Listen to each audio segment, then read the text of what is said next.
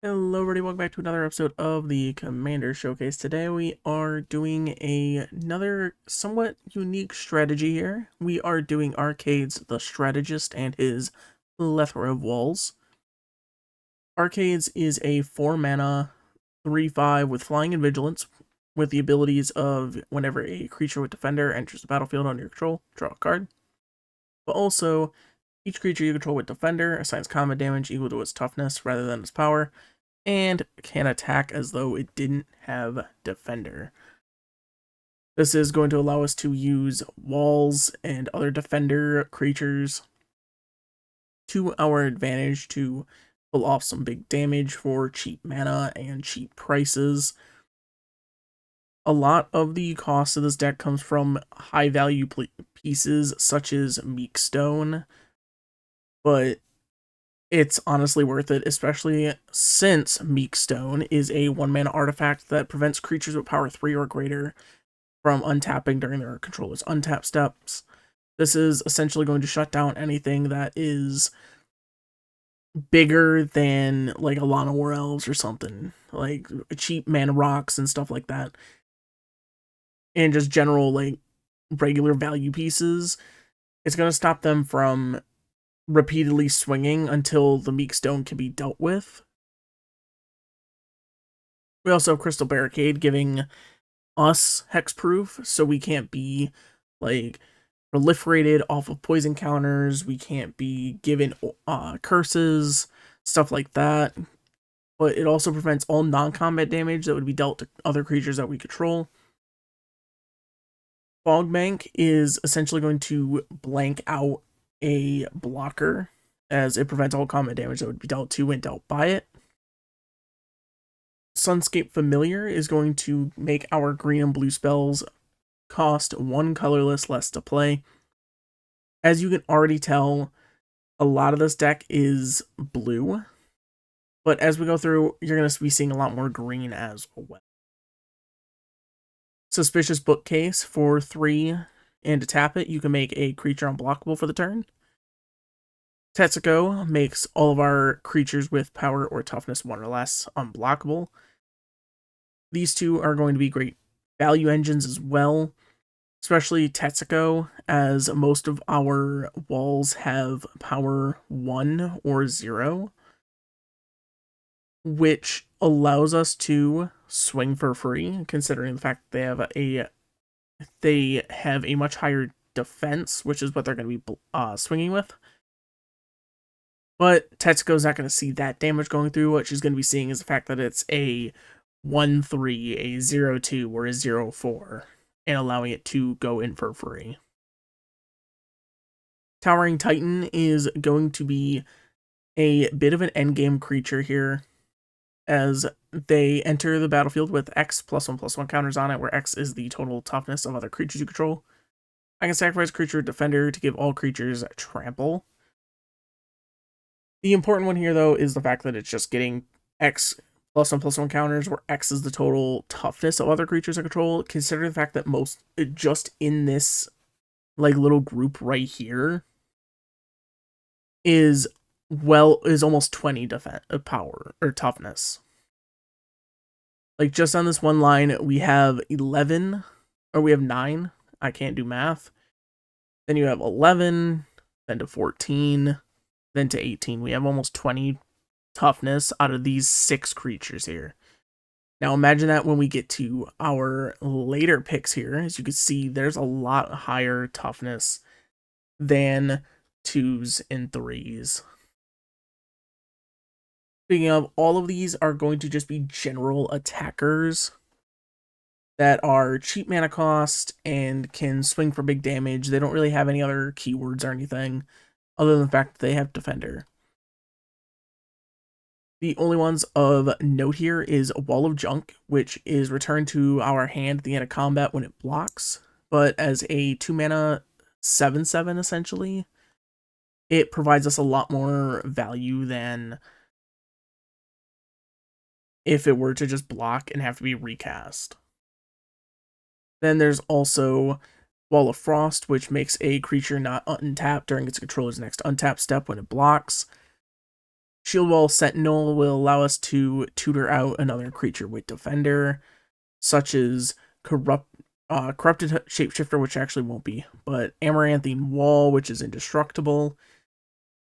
There's a Wall of Ice, which is a 0/7, and Pride of Hulklade, another great one here, as it is a green and 10 colorless, which will end up being 1 green, as it costs X less to cast, where X is the total toughness of creatures I control.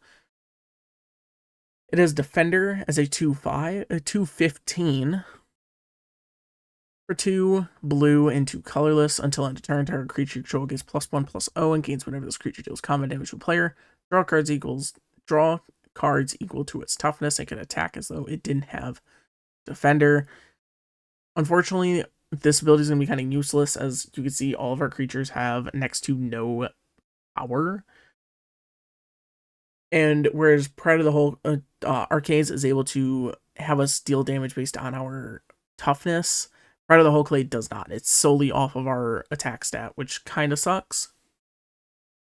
But I get the kind of strategy they wanted to go for with it. But it's just general 2/15 power toughness block is just too strong to ignore. Just in the same way that Corrupted Shapeshifter is too hard to ignore, as it can enter as a 0/12 creature with Defender, a 2/5 with Vigilance, or a 3/3 with Flying. We're always going to do the 0/2 option, just because it's going to be the most value for us. We're going to be able to ignore the Defender on it, and we're going to be able to be dealing 12 damage on swings. And believe it or not, the walls can indeed fly. This is where there's a bit more interesting abilities here. Flump allows us and target opponent to each draw a card when Flump is dealt damage, whether it's when we swing with it or when we block with it. Geist of Lonely Vale will actually just lose Defender on its own if we have 4 more card types in our graveyard, which, again, we really won't need to worry about. Orator of Ojutai. If we control a dragon, which I do believe we do, we have a couple dragon cards in here. Yeah, we have a dragon. I actually have no idea what that dragon is, in all honesty. But if we reveal a dragon card when we cast Orator of Ojutai, or if we control a dragon as we cast it, we draw a card. Towering Viewpoint can give a creature flying for 3 mana for the turn. Wall of Denial has Shrouds, so it would be protected from spells targeting it. There's Wall of Resistance, which gets +0/+1 counters on it, as opposed to +1/+1 counters whenever it's dealt damage.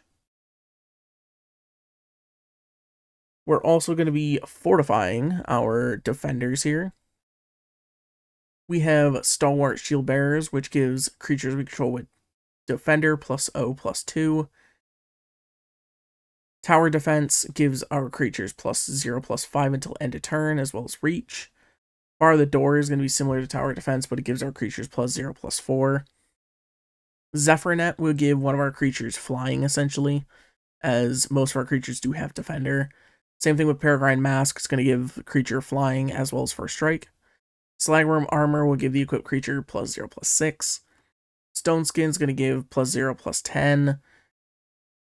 And then we have Wing Mantle Chaplain, who enters the battlefield and creates a 1/1 white bird creature token with flying for each creature with Defender that we control. And whenever another creature with Defender enters the battlefield, we create a 1/1 white bird. With us having so many creatures with Defender, though, we do get a lot of one-sided board wipes, especially in white. Retribution of the Meek, Slaughter of the Strong, Battle of the Bywater, Vault 75, Dusk. Pretty much every single one of these board wipes here destroys creatures with either power, all power greater than what we can even have. Our highest power is, I believe, 3 on, like, a creature. I believe it is... Was it just a 2, actually? It might just be 2. Yeah, our highest power is 2. So other than Towering Titan, every creature will be safe from all of our board wipes. As Dusk destroys creatures with power 3 or greater, Battle of Bywater destroys creatures with power 3 or greater. Slaughter the Strong allows us to choose any number of creatures that we control with total power 4 or less, and then sacrifices the rest of them. Most of our creatures have 0 or 1 power, so at least then we're going to be able to get most of our creatures to stick around. Retribution of the Meek destroys all creatures, even though it does say bury. It's just a really old printing. It is the only printing. Expel the Interlopers allows us to destroy all creatures with power greater than or equal to the chosen number between 0 and 10. Fell the Mighty destroys all creatures with power greater than target creature's power. And Wave of Reckoning makes each creature deal damage to itself equal to its power. Again, the only creature that is going to kill itself when it comes to Wave of Reckoning will be Towering Titan.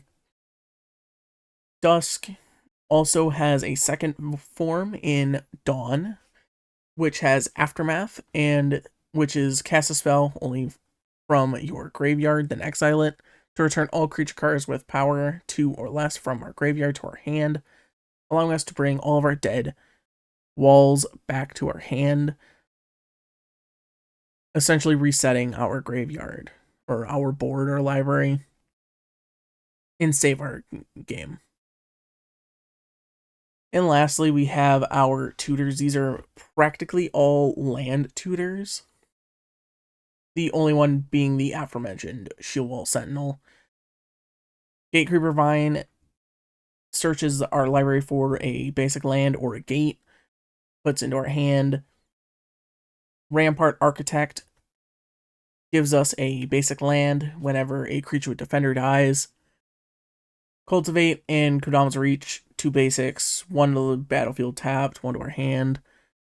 Rampant Growth, basic to the battlefield tapped, and Farseek allows us to get a plains, island, swamp, or mountain. So that is the deck. There are a couple of creatures in our mana sources that I do want to talk about, mostly being Overgrown Battlement, which adds a green for each creature with Defender that we control. Other than that, it's kind of just a basic like green mana rocks that are specifically walls, so that way we can get a bit more Defender triggers off of arcades, like Vine Trellis, Sylvan Caryatid, as well as Axebane Guardian, which adds X mana in any combination colors to our mana pool, where X is the number of creatures with Defender we control.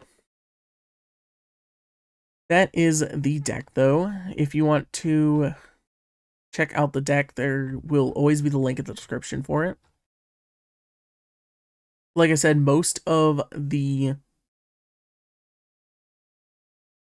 price of the deck comes from just a couple of value pieces, Meek Stone being the big one here, as it is almost $6.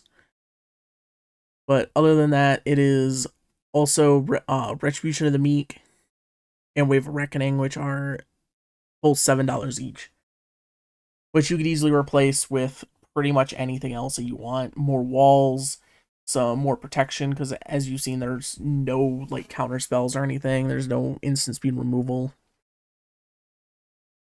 Garruk's Uprising might be a good card to put in here. Give these walls trample. But that's... I wanted to kind of make this more of like a simple, like, get some walls out, have a little bit of tech here with like, okay, yeah, we're focusing a lot on the flying walls here. We can buff them up a bit and then just keep wiping the board, essentially. That's kind of the way that I wanted to go with it, was like, okay, you know, just board wipe. As there's clearly a lot of board wipes that apply to this strategy that are essentially one-sided board wipes. You can also run like Mass Calcify in here, as there are quite a lot of white walls in the deck. A lot of white and blue. I know I said there's a lot of green. but the green mostly comes from like the land tutors, and that's about it. But that is all though for this deck. As always, link in the description below. Let me know what kind of decks you guys want me to build. I actually have most of the decks for the entirety of October ready. I just got to record them and get them done, because it's going to be a month of all spookiness. Every deck's going to be somewhat Halloween themed for the entire month of October, and culminating in a special Halloween episode.